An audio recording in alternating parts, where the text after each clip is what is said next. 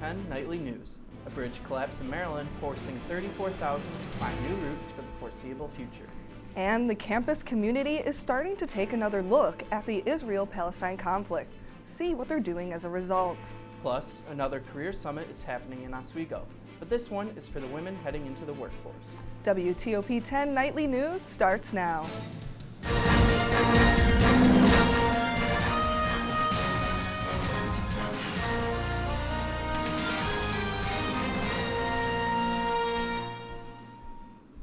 Good evening, and thank you for joining us. I'm Seth Appleby. And I'm Gabrielle Legatella. Our top story tonight, a state of emergency in Baltimore. A collapsed bridge has the U.S. Coast Guard and other locals search and rescue teams looking for at least 6 missing. The 6 are believed to be construction workers who were filling in potholes at the time of the collapse. Although it's unclear how many vehicles have been submerged, take a look at this footage. You can see a truck driving across the Francis Scott Key Bridge just moments before the bridge falls in the Patapsco River. The cargo carrier left the port of Baltimore at 1 a.m. heading to Sri Lanka and struck one of the support structures of the bridge less than half an hour into its voyage. As of now, the FBI officials say there are no specific ties to terrorism. The investigation is ongoing. This week, the campus community is shifting its focus to the Israel-Palestine conflict in an effort to learn about it and honor the victims. Tonight, SUNY Oswego's Muslim Student Association is holding a memorial for the Palestinian lives lost in the fighting, as well as a faculty panel has held to teach students about the conflict. The main feeling on campus is anticipation, as Oswego's Students for Justice in Palestine organization is preparing a student walkout and rally in support of Palestine. WTOP will keep you updated as the story develops. A new scholarship has been created to keep a former Oswego professor's legacy alive. School of Business professor Larry Marr was known as a tough but fair instructor who many students would turn to when in need. From giving away his own ties to providing grocery money, Marr helped his students in any way he could. The new scholarship created in his honor will continue to help those students who are in need of financial assistance. To support the Professor Larry Marr Scholarship, you can make a gift via the University Advancement website. Rich and Poor is expanding their services just beyond their brick-and-mortar location in Rich Hall. The student-run coffee shop is now offering catering services. If interested, along with the catering services, they are also offering coupons. Their new services, Rich and Poor, has a Google form that can be filled out online. If you're a SUNY Oswego faculty member and you have a destination in mind for a study abroad program, listen in. Faculty-led international program proposal submissions are now open. SUNY Oswego is a leader in innovative international education. The university welcomes all faculty proposals with a particular need for programs in the UK, Ireland, France, and Spain. Faculty can fill out the proposal form at oswego.edu. As graduation season draws near, SUNY Oswego seniors are starting to plan for what's next. WTOP-10 reporter Emily Mike tells us about a career summit to help them with just that, and it was the first of its kind. Women coming together to lift each other up.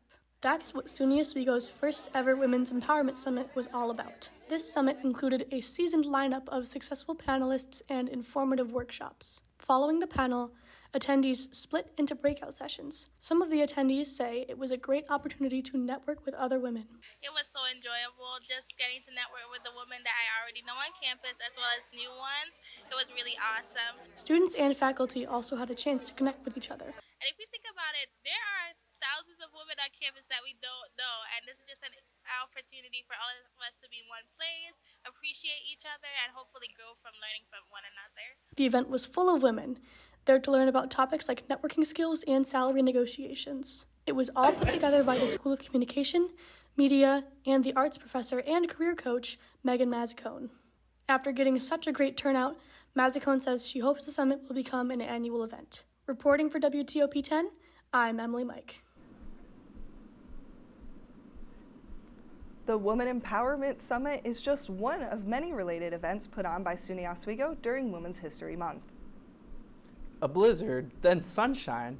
What's going on with this weather? Let's see if our Storm Team 10 meteorologist Bradley Jacobs can make sense of the weather. Bradley?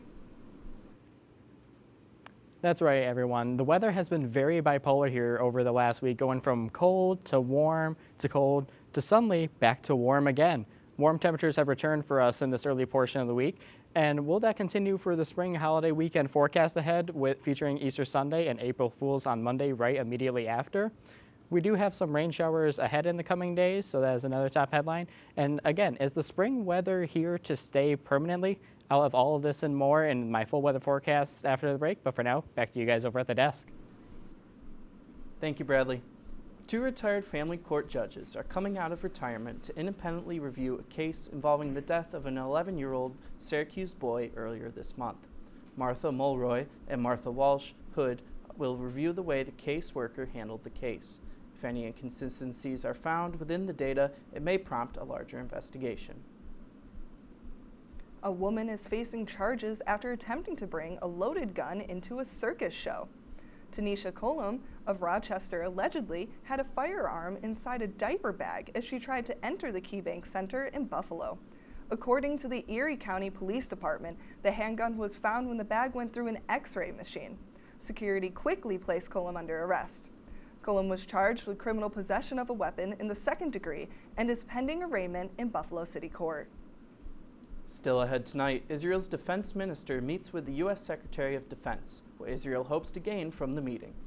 Plus, a staple restaurant is open in the Oswego community. Find out more after the short break. Along Lake Ontario in March, it's expected. But for manager of Rudy's, Douglas Appleman, it's his favorite.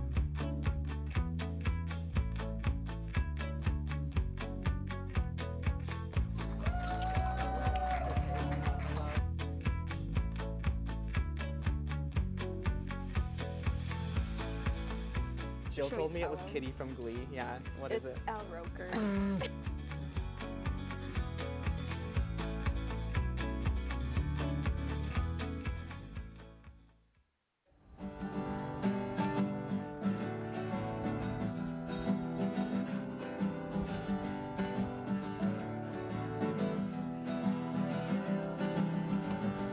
We're here for you, we're here for you. This is your channel 2.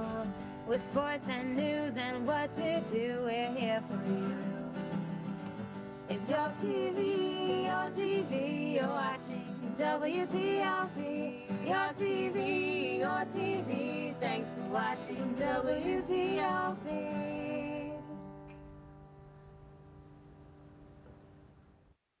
What's going on? Yeah, dude, we go on at like 11:30. It's like, No. what do you mean no? It's 10:30. 10:30? Yeah, it's 10:30. What do you mean it's 10:30? Hey, don't touch that. That's my ladder. Hey, man. Whoa. You know this book was already discounted 10%? Wow. Wow. Get a close up of that one. Broadcast news. Look at that. Can we go back inside? I want to sleep in the studio again.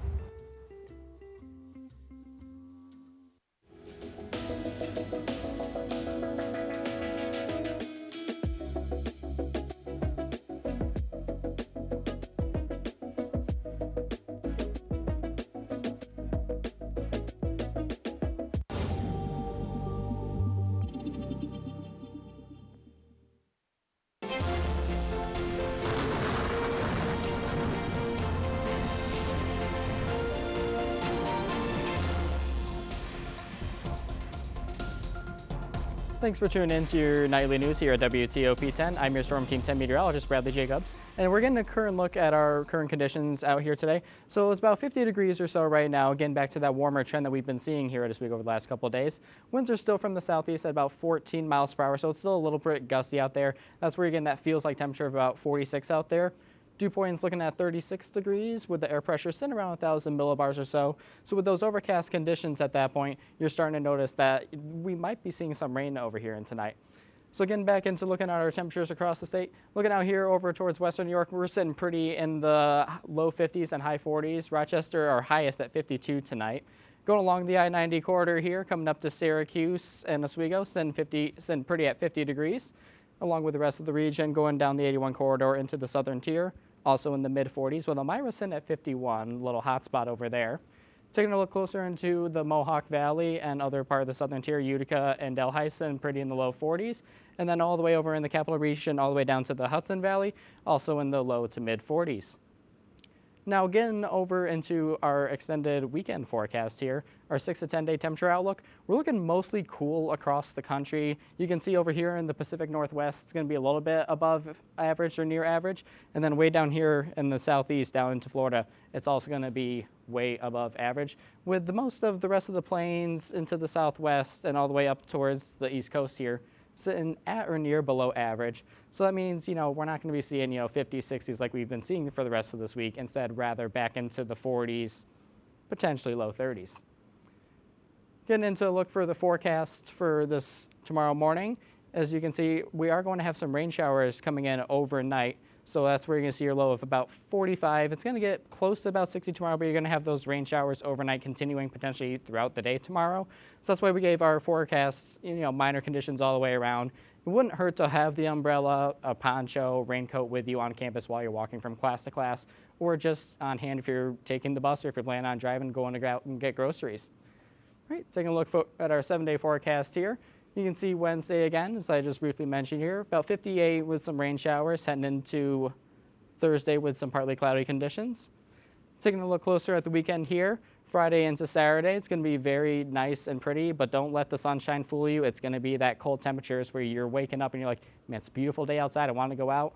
Still have that winter jacket on hand to keep you warm.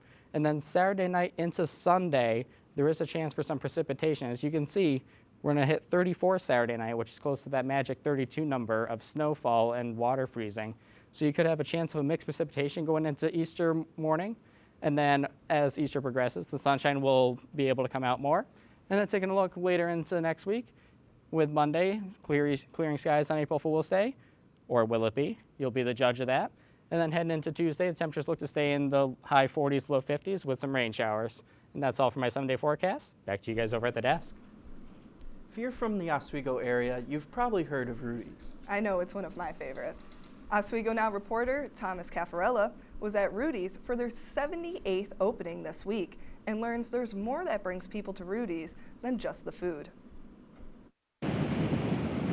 Wind, waves, and ice. Along Lake Ontario in March, it's expected. But for manager of Rudy's, Douglas Appleman, it's his favorite time of the year. Always nice to see all the customers come back.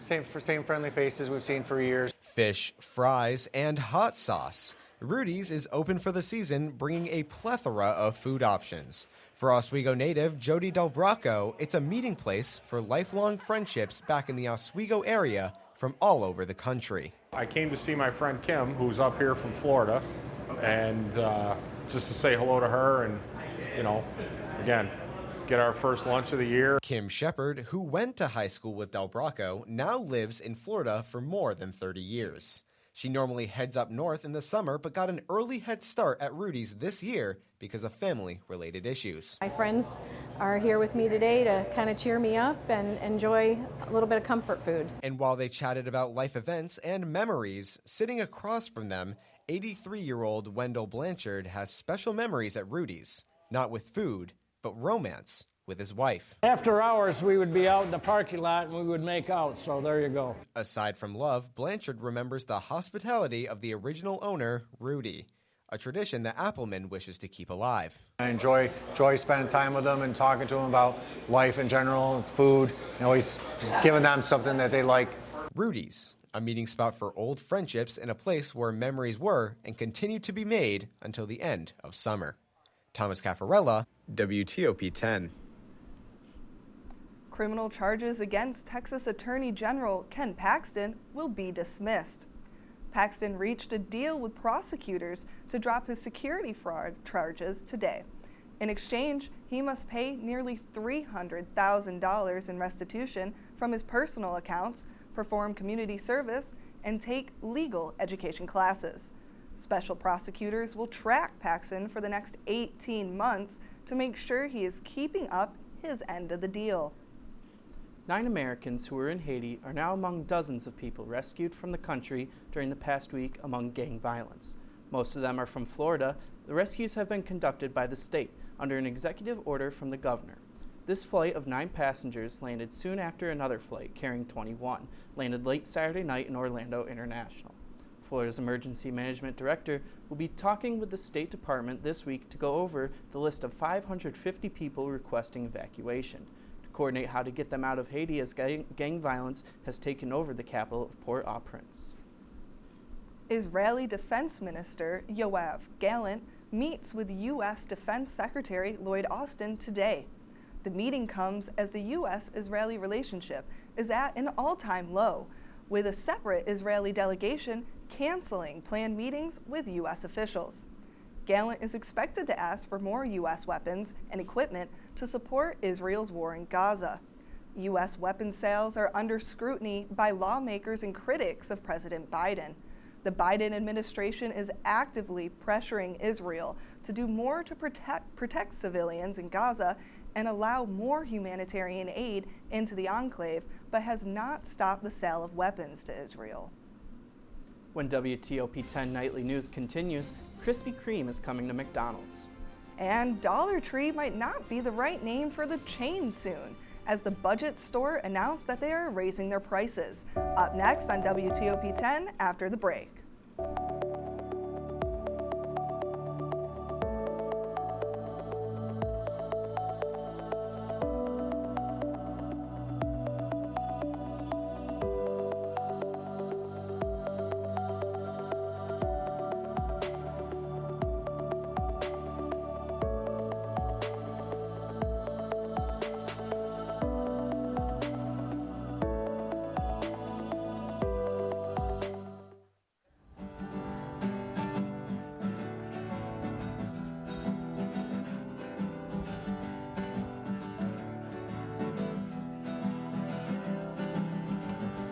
We're here for you, we're here for you. This is your channel 2. With sports and news and what to do, we're here for you. It's your TV, you're watching WTOP. Your TV, thanks for watching WTOP.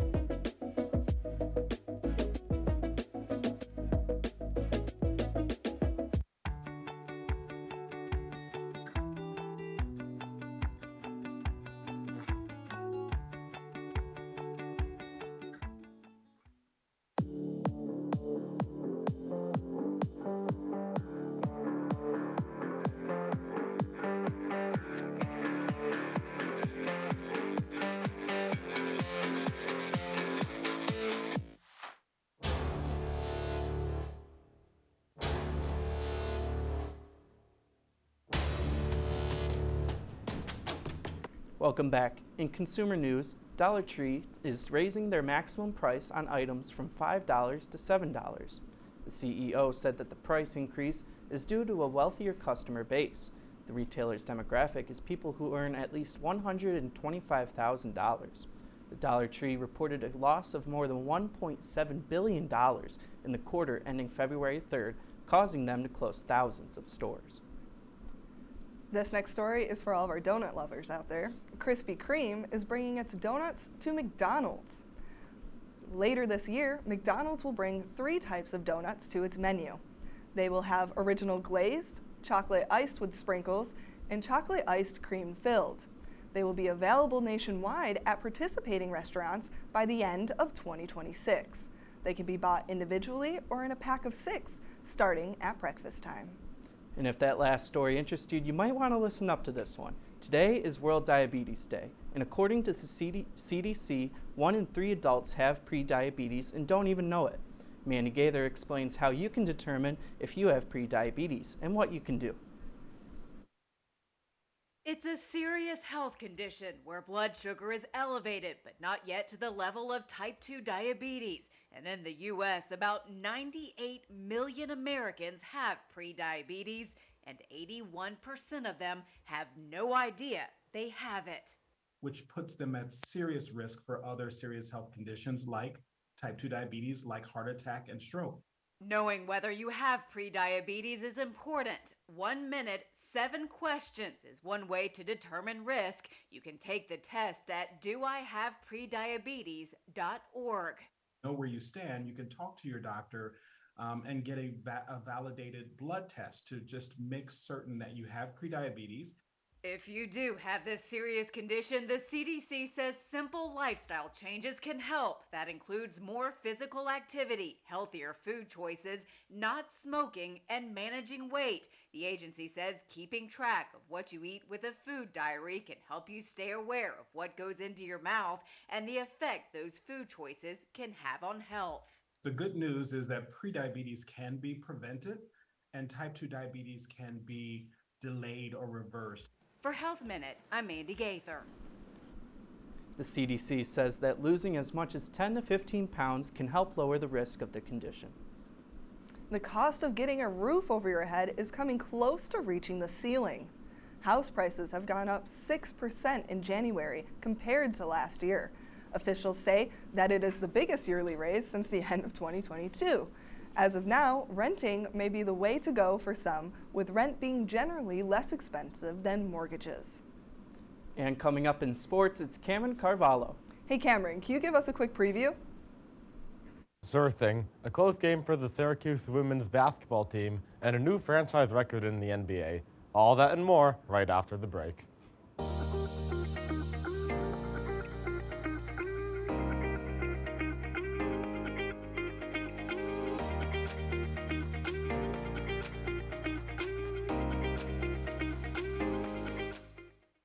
What's going on? Yeah, dude, we go on at like 11:30. It's like No.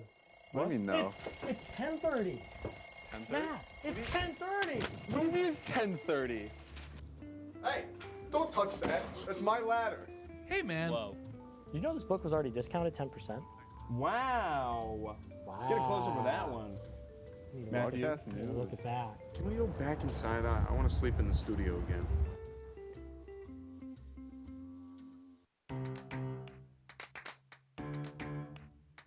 We'll deep dive into our feelings in our Real Talk segment. Stay tuned because it's about to get real.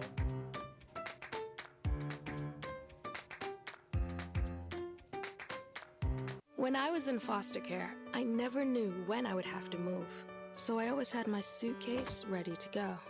Then one day, I was adopted. My new parents opened their hearts and home to me. My parents cook my favorite breakfast for me every morning. My parents take me on trips I never thought I would go on. They gave me a home and an even better reason to use that suitcase.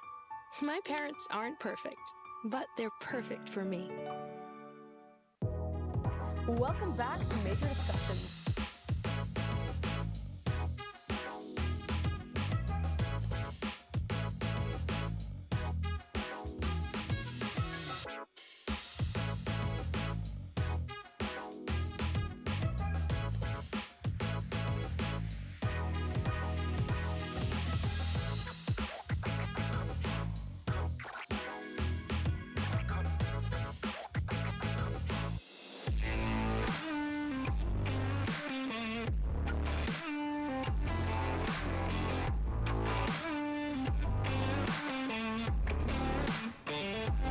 Welcome back to WTOP-10. I'm your sports anchor, Cameron Carvalho, and here's tonight's sports report.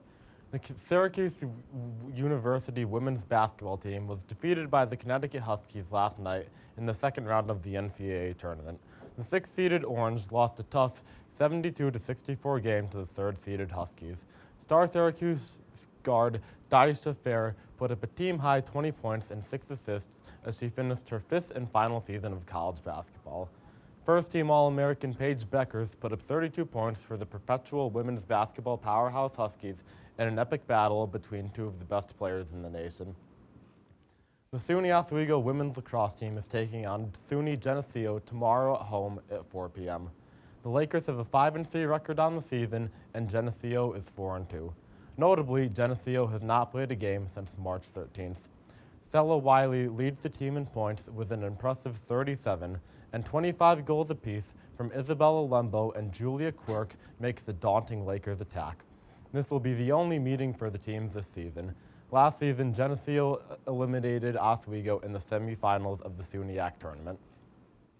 Buffalo Sabres right winger Jack Quinn has made his return to team practice after a lower body injury. The young former 8th overall pick has played a significant role in the Sabres in recent times. He missed the first 32 games of this season due to a ruptured Achilles that he suffered during an off-ice workout last June. Quinn put up a respectable 5 goals and 7 assists in 17 games this season before suffering the injury on January 27th versus the Sharks. Quinn could return for the next Sabres game, which is tomorrow at home versus Ottawa at 7 p.m. Dante DiVincenzo set a franchise record for the New York Knicks last night with 11 three-point field goals. DiVincenzo was 11 for 20 from deep in a 40-point performance, which is his highest mark of the season. The previous record was 10 three-pointers, which was held by both J.R. Smith and Evan Fournier. The impressive performance went along with 28 points from Jalen Brunson as the Knicks blew out the Detroit Pistons by a score of 124-99. The Knicks will next play at the Raptors tomorrow at 7:30 p.m. Moving into more NBA action, the Brooklyn Nets took on the Toronto Raptors last night at Toronto. A nice pass by Dennis Schroeder, no look into the corner, hits Mikal Bridges for the open three-pointer. Bridges only had 13 points on the night, but a nice lob pass here to Day'Ron Sharpe set up a nice slam dunk.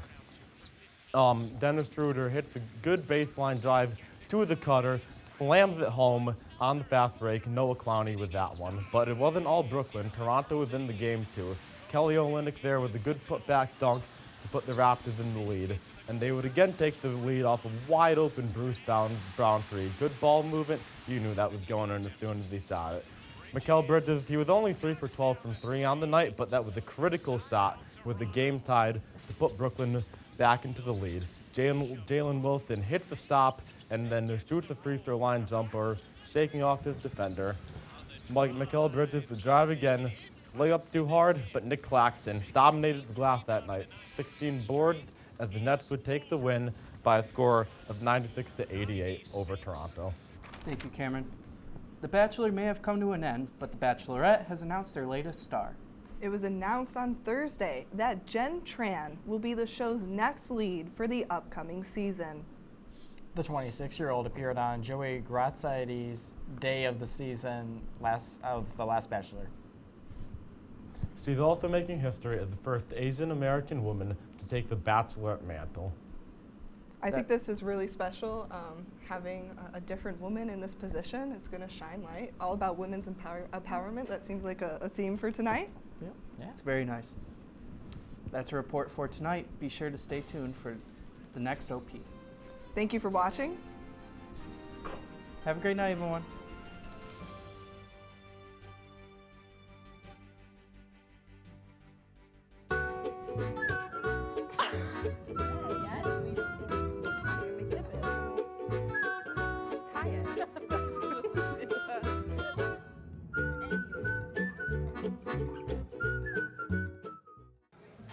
Put the keys down, Kevin. But I'm gonna drive home. There are several warning signs present that you shouldn't be driving. I guess I have really been looking for love in this dating app. Yep, I'm definitely gonna call a ride home.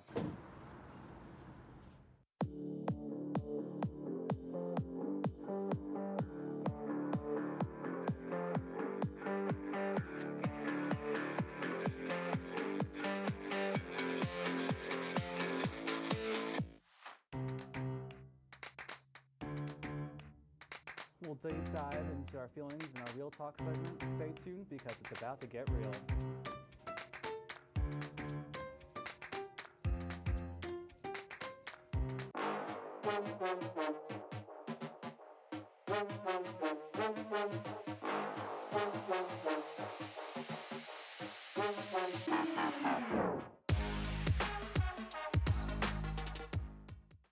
What's going on? Yeah, dude, we go on at like 11:30. It's like No. What do you mean no? It's 10:30. 10:30? Yeah, it's 10:30. What do you mean it's 10:30? Hey, don't touch that. That's my ladder. Hey, man. Whoa. You know this book was already discounted 10%? Wow. Wow. Get a closer with that one. Broadcast news. Look at that. Can we go back inside? I want to sleep in the studio again.